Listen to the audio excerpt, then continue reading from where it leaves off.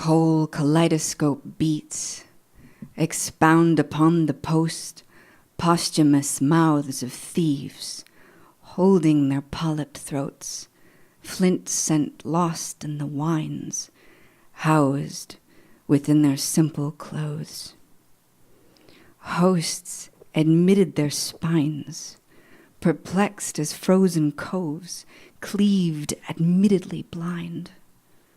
Transfixed on carbon ghosts, dealers have divvied the pies, but only the ravens know that pugilists remember the stain and cartographs never measure the same.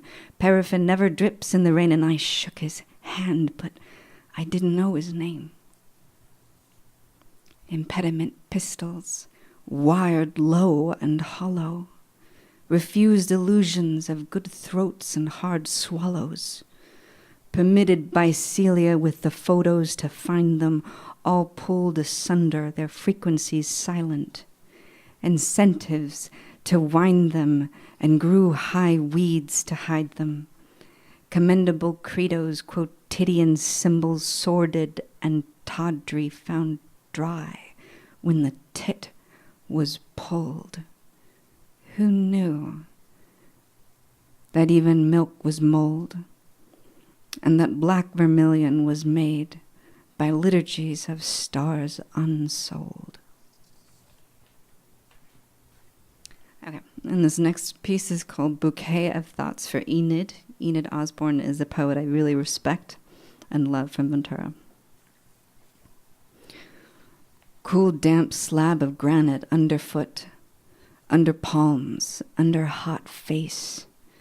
Fast approaching naps that arrive in big sweaters after big meals, with the faint sound of dishes lightly clanking, paired well with glass of distant conversation to garnish the last moment before sleep. Solar plexus expands into silence. Tap shoes shine in the curio cabinet. Small, white-clawed fauna, almost translucent at the tips of its most dexterous digits, with tiny breaths and a noble alertness. Peach skin fuzz on maple-shaped leaves of I don't know what. Not maple, though. Dough rising before being beaten down with buttered fists. A tote bulges with 18 magenta ranunculus, while the side pockets carry crumbs that still boast about last week's elephant garlic and arugula for guests out of town. Chipped lamp on dresser from old tempers long forgotten, toddlers muttering quietly to one another in the archaic babble outside, perfectly able to understand.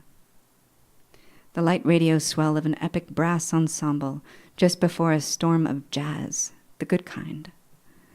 A warm musted walnut smell on cast iron skillet, a freshly picked hat, a new pair of hands to clasp, a small, fat chihuahua with belly skyward, assuring her, as I always do, and saying, yes, it's a great day to be a dog.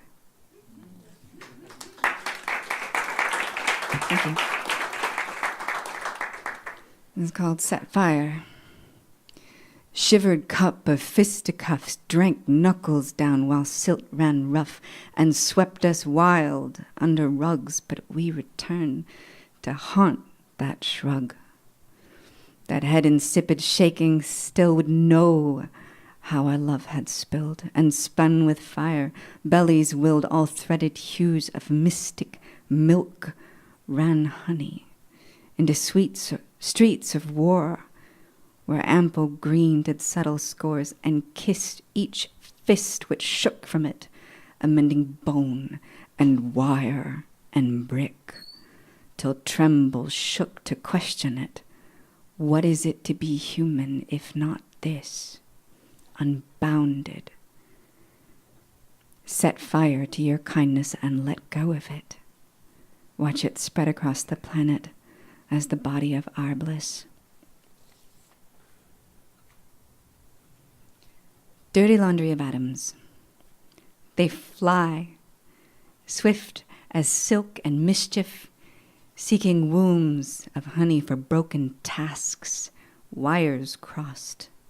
An ilk-at sunset stood reeking of color, monsoons, shoals of maps and chromatic fires left at dawn for us, and dwindling vapors cocooned while the kindling hissed.